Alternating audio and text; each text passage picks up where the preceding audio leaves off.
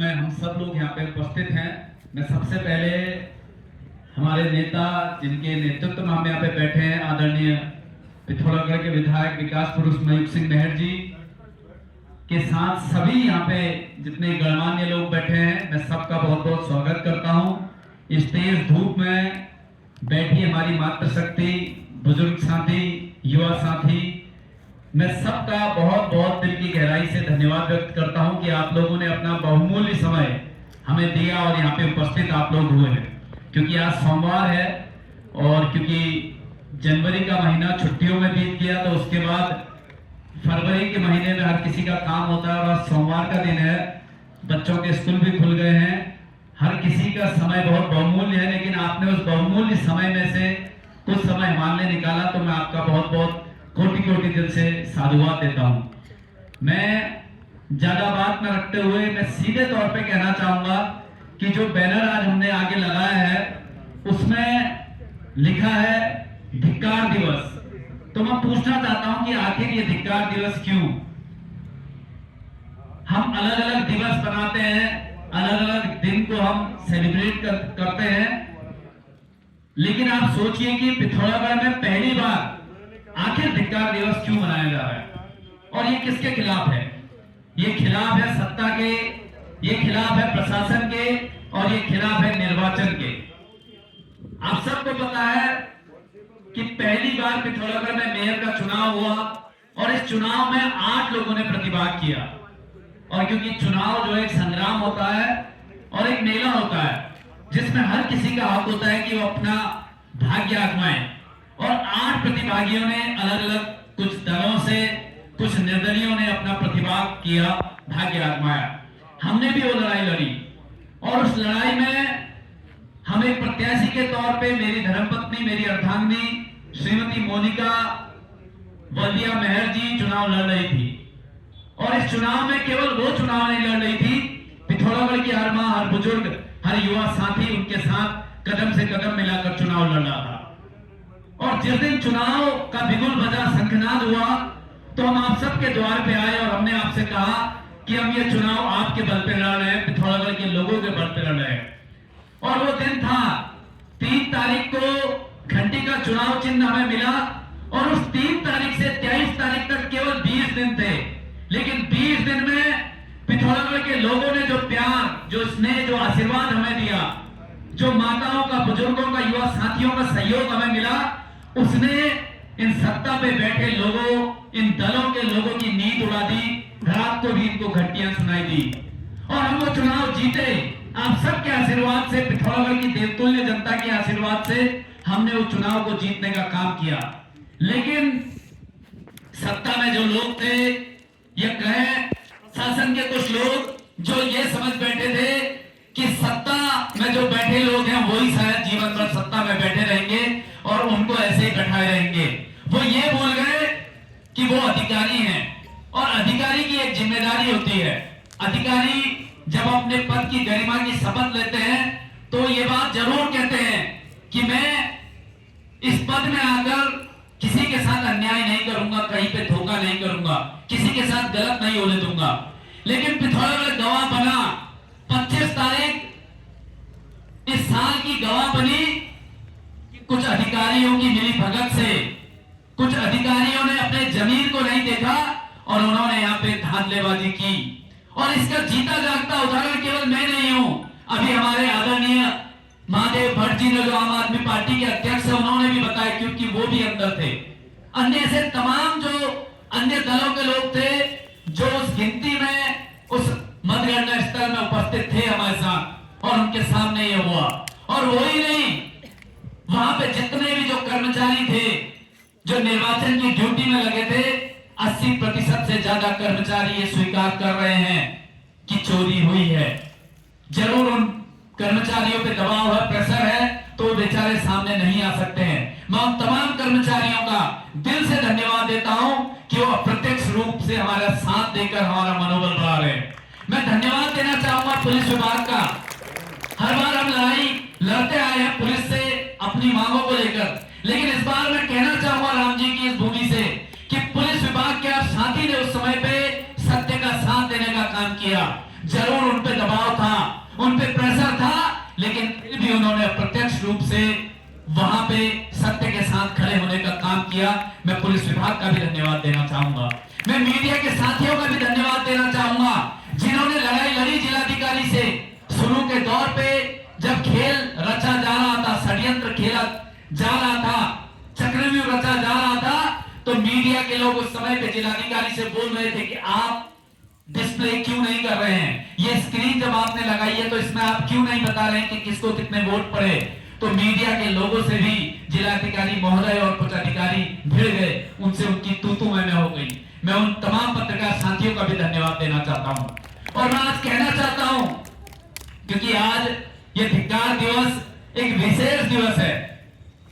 ये विशेष दिवस इसलिए है क्योंकि हम पिथौरागढ़ के लोग, मैं अगर आगे बैठा हूं, ये यहाँ पे प्रथम पंक्ति में हमारी कोई माँ बैठी है, अंतिम पंक्ति में हमारा कोई साथी बैठा है, तो हम सब इस लड़ाई में अपनी भागीदारी दे रहे हैं और हम बता रहे हैं कि हमारा जमीन जिंदा है, हम अंदर से जिंदा है। हम पिथौरागढ़ के लोग हैं, हम पिथौरागढ़ के वही लोग हैं जिन लोगों के पूर्वजों ने स्वतंत्रता संग्राम की लड़ाई लड़ी है, जिन लोगों के पूर्वजों ने उत्तराखंड राज्य की लड़ाई लड़ी है, जिन लोगों के पूर्वजों ने इस उत्तराखंड को बनाया। तो हम भी उन्हीं पूर्वजों के आने वाली पीढ़ी है, तो हम भी पिथौरागढ़ में जो अन्याय हुआ है उसके खिलाफ आवाज उठाएंगे। और आज मैं कहना चाहता हूं कि जैसे तमाम वक्ताओं ने अपनी अपनी बात रखी, तो मैं अंदर था और एक भ्रम बहुत से लोगों में यहाँ पे फैलाया जा रहा है बाजार में, और वो मैं कहूंगा कि प्रशासन के लोग और जो सत्ता पक्ष के लोग कह रहे हैं कि जैसे ही बाहर घपला हुआ, सारे निर्दलीय के जो अभिकर्ता थे, जो अंदर हमारे लोग थे, जो बूथ में वहां पे काउंटिंग एजेंट थे, वो सब बाहर चले गए और उस समय पे खेल हुआ। तो मैं आप सबको बताना चाहता हूं कि ऐसा कुछ नहीं हुआ। मैं और मेरे साथी लास्ट क्षण तक हम अंदर थे, हम वहां पे मौजूद थे और हम एडीएम से, ऑब्जर्वर से, सीडीओ से भिड़ रहे थे, हम लड़ रहे थे और कह रहे थे कि आप अन्याय कर रहे हो, आप चोरी कर रहे हो, ये स्वीकार नहीं किया जाएगा। लेकिन क्योंकि सत्ता के दबाव पे, सत्ता ने इतना प्रेशर उन पे बनाया था कि उन्होंने अपने कान में शायद रुई डाल रखी थी, वो हमारी बात सुन नहीं रहे थे और उनको लग रहा था कि ये तो निर्दलीय है, इनके साथ कोई नहीं आएगा, इनका साथ कोई नहीं देगा, इनके साथ ऐसा खेल कर दो, कोई नहीं देखने वाला। लेकिन मैं उनको बताना चाहता हूं कि 27 तारीख को इस पिथौरागढ़ की सड़कें गवाह बनी, इस पिथौरागढ़ की बाजार गवाह बनी, इस पिथौरागढ़ का व्यापारी और कर्मचारी गवाह बना, जब हजारों की संख्या में हमारी माताएं, बुजुर्ग, युवा साथी सड़कों पर मौन जुलूस के तौर पे निकले। मैं बताना चाहता हूं आपको कि मौन जुलूस वो ऐसा जुलूस था जो शायद उत्तराखंड और भारत के इतिहास में पहली बार होगा। किसी भी व्यक्ति ने उतने लंबे जुलूस में एक भी बार अपनी आवाज नहीं बोली, कोई विरोध प्रदर्शन नहीं किया, क्योंकि हम बताना चाहते थे इन लोगों को कि हमारा मौन ही हमारा विरोध है, हमारा मौन आपके इस कृत्य के खिलाफ है, जो कृत्य आपने इस पिथौरागढ़ में किया है, जो कलंक आपने इस पिथौरागढ़ में लाया है। मैं उन अधिकारियों को बताना चाहता हूं कि मैंने देखा जिलाधिकारी महोदय ने इंटरव्यू दिया और मैं देख रहा था उनके इंटरव्यू में कि एक जिलाधिकारी महोदय कुछ स्क्रिप्टेड चीज नीचे लिखे हुए पन्ने में पढ़ के बोल रहे हैं। मैं खुद सोचने में विवश हो गया कि क्या एक जिलाधिकारी जो इतने बड़े पद में होता है, इतना होशियार होता है, जिसके हाथ में पूरा जिला होता है, क्या उसको इतना विवश हो गए कि वो पढ़ के जो अपनी बात रख रहे हैं और उसमें वो बोल रहे थे और धमकी दे रहे थे कि जो लोग अगर ऐसे अफवाह फैलाएंगे तो उनके खिलाफ हम कार्रवाई करेंगे। तो मैं कहना चाहता हूं जिलाधिकारी महोदय से कि डरता वो है जिसके मन में चोर होता है, हम चोर नहीं है इसलिए हम डरने वाले नहीं है। मेरी आवाज अगर जिलाधिकारी के कार्यालय या उनके कान तक पहुंच रही है या उनके अगल बगल बैठे छुड़भैया लोगों तक पहुंच रही है, तो कान खोल के आप सुन लो कि हम डरने वाले नहीं है।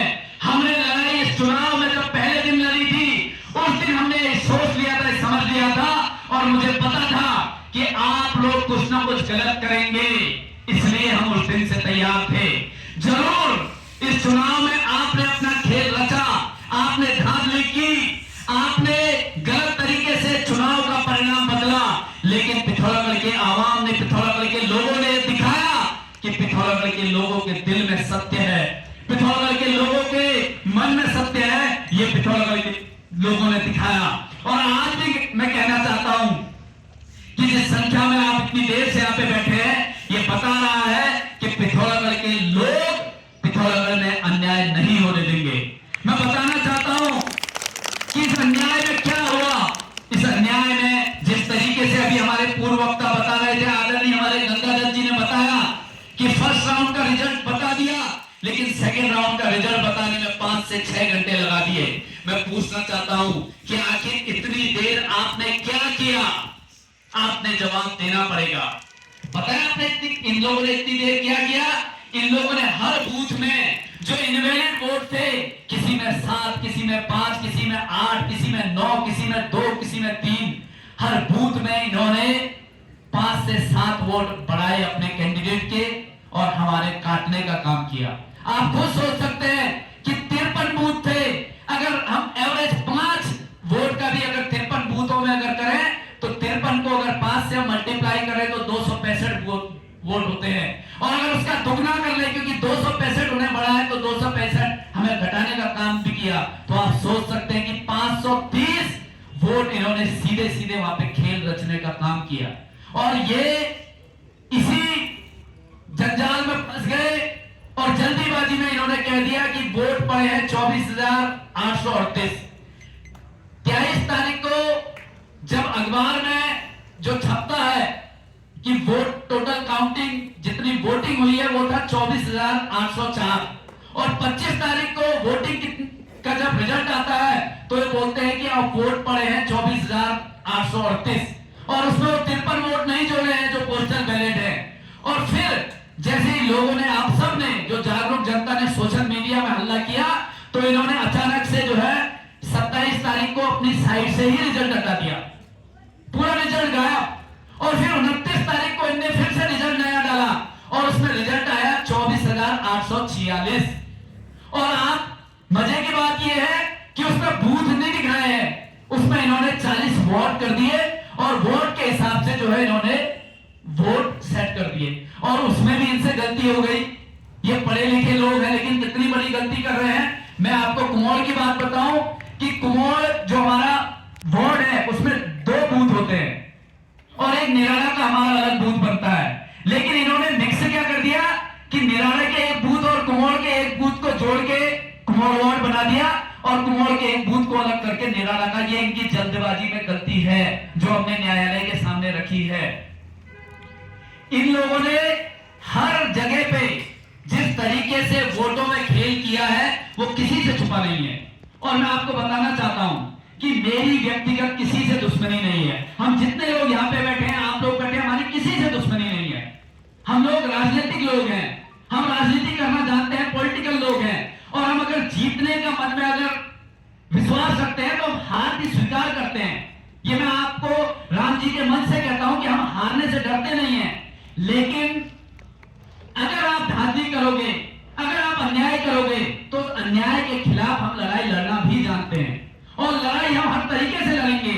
आज हम यहाँ पे भी लड़ाई लड़ रहे हैं, न्यायपालिका में भी हमारी लड़ाई लड़ी जा रही है, और न्याय की देवी और न्याय के देवों के दरबार में भी हम लड़ाई लड़ रहे हैं। मैं फिर कहना चाहता हूं, राम जी के दरबार में मैं खड़ा हूं, हर साल यहाँ पे रामलीला होती है।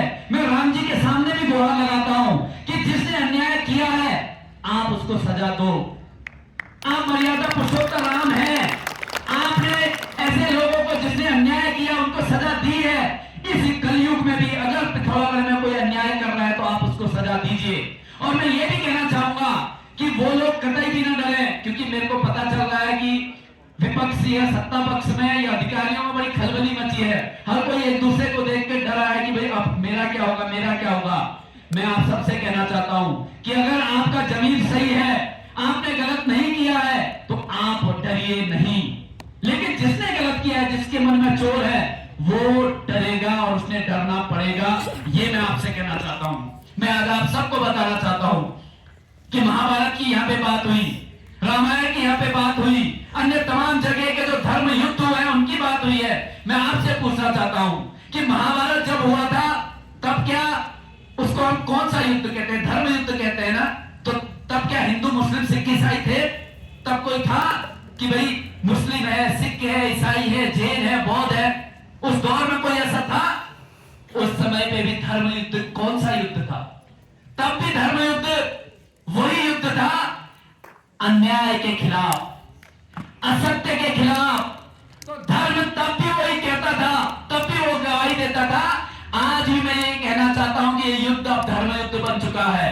इस युद्ध में हम अन्याय के खिलाफ लड़ रहे हैं। और जरूर ये लोग जो सत्ता में बैठे हैं, जो लोग अधिकारी और प्रशासन में बैठे हैं, ये ना भूलें कि ये जिंदगी भर इस गद्दी पे नहीं बैठेंगे। जो यहाँ आया है, जो गद्दी में आज बैठा है, कल उसने गद्दी से उतरना पड़ेगा। और जो आपके कर्म हैं, उस कर्म का जवाब आपने इसी जन्म में देना पड़ेगा। ये बात मैं आपको बताना चाहता हूं। मैं शायद बहुत ज्यादा बोल गया हूं। मैं यही कहना चाहूंगा कि हम इस चुनाव की लड़ाई में भी आपके आशीर्वाद से लड़े और जीते। और इस लड़ाई में भी आपने जिस तरीके से मुझे, मेरी धर्मपत्नी को और हमारे नेता माननीय मयूख सिंह नेहर जी को अपना स्नेह और आशीर्वाद दिया। मैं देख रहा था कि मौन जुलूस में जिस तरीके से आप लोग आए थे और आज जिस तरीके से आप लोग यहाँ पे आए हैं, ये बता रहा है कि आपका स्नेह, आपका प्यार, आपका आशीर्वाद हमारे साथ है। और मैं इसके लिए आपका कोटि कोटि आभारी हूं। मैंने पहले भी कहा था कि आपको जब भी जरूरत पड़ेगी आपके इस बेटे की, आपका बेटा आपके सामने आपकी ढाल बन के खड़ा रहेगा। आज मैं पुनः ये बात दोहरा रहा हूं कि आपको कभी भी मेरी जरूरत पड़ेगी, किसी भी पल आपको हमारी जरूरत पड़ेगी, तो हम आपके साथ खड़े जैसे पहले थे, आगे भी ऐसे रहेंगे। और इस चुनाव में जो खेल हुआ है, इस चुनाव में जो धांधली हुई है, इस चुनाव में जो षड्यंत्र हुए हैं, उन षड्यंत्रों का पर्दाफाश भी होगा। जरूर कभी कभी न्याय में देरी होती है, जरूर कभी कभी न्याय में बहुत ज्यादा देरी होती है, लेकिन हम इस लड़ाई को हर दर पे, हर संग्राम के तौर पे लड़ने वाले हैं। ये मैं आपको बताना चाहता हूं। मैं यही कहूंगा कि इस लड़ाई में आप सब हमारे साथ देते रहिए। आज ये धिक्कार दिवस हमने बनाया है। धिक्कार शब्द बहुत सुनने में मामूली लगता है, लेकिन इस शब्द का जो मर्म है, जो गहराई है, बहुत गहरी है। मैं बहुत से लोगों की जब पोस्ट पढ़ता हूं, अभी हमारे कुछ लोग अगर फेसबुक पर पोस्ट करते हैं, तो अगर उसमें कोई लोग गलत को लिखते हैं, तो हमारे साथी अगर धिक्कार है लिख दे रहे हैं, तो लोग उस पोस्ट में फिर कुछ लिख नहीं पा रहे हैं। तो इस शब्द की जो गहराई है वो बहुत गहरी है, और उसी गहराई के तहत हम ये लड़ाई लड़ रहे हैं। मैं आप सबको कहना चाहता हूं कि आपने डरने की जरूरत नहीं है। जैसे बहुत से अधिकारी, बहुत से सत्ता के लोग जरूर कुछ लोगों को हमारे डराने का काम कर रहे हैं। मैंने देखा कि सोशल मीडिया में अगर किसी साथी ने कोई पोस्ट डाली, तो पुलिस का उनको कॉल आता है और कहते हैं कि भाई आप ये डिलीट करो, नहीं तो ये हो जाएगी कार्रवाई, वो हो जाएगी। आप समझते हो इसका क्या मतलब है? इसका मतलब ये है कि उनके मन में भय है, उनके मन में डर है, उनके मन में डर इतना गहरा हो गया है कि वो कैसे न कैसे उसको निकालने के लिए छटपटा रहे हैं। और जो चोरी करता है तो कहीं ना कहीं कोई ना कोई सुराग जरूर छोड़ता है, और इन्होंने तो बहुत सुराग छोड़े हैं। हम न्यायपालिका में इस लड़ाई को लड़ रहे हैं। अभी जिला न्यायालय में हमारी लड़ाई चल रही है। आने वाले समय में हम हाईकोर्ट में, और जरूरत पड़ी तो हम सुप्रीम कोर्ट में भी इस लड़ाई को लड़ेंगे, लेकिन हम डरने वालों में नहीं है। ये बात मैं बताना चाहता हूं। मैं पुनः सभी लोगों का धन्यवाद कहना चाहूंगा कि इस धिक्कार दिवस में आप लोग हमारे साथ आए। जितने लोग यहाँ पे आए हैं, आपका तो स्वागत है ही है, लेकिन बहुत से लोग हमारे साथ घर से नहीं आ पाए, वो लोग घर से हमारा सपोर्ट कर रहे हैं, हमारा सहयोग कर रहे हैं। मैं उनका भी धन्यवाद देना चाहूंगा। मैं पुनः सारे इस पिथौरागढ़ की बेतुल जनता का, व्यापारियों का, कर्मचारियों का, युवाओं का, बुजुर्गों का, मातृशक्ति का, नन्हे मुन्ने बच्चों का मैं आभार व्यक्त करना चाहता हूं कि आपका साथ जो हमें मिला वो आगे भी मिलता रहे, वो सहयोग हमें मिलता रहेगा, ये मुझे पूर्ण विश्वास है। इस धिक्कार दिवस को हम सारे लोग, आप लोग भी अपने सोशल मीडिया में या किसी भी माध्यम से आप लोग जरूर उसको आगे बढ़ाएं, ताकि इन लोगों के कानों तक जरूर ये बात पहुंचे कि पिथौरागढ़ के लोग अन्याय के खिलाफ खड़े हैं, इस अन्याय के खिलाफ लड़ाई लड़ रहे हैं। यही मैं आप सबसे कहना चाहता हूं। बहुत बहुत धन्यवाद। जय हिंद, जय भारत। धन्यवाद छोटे भाई ऋषेंद्र नेहर जी, आपने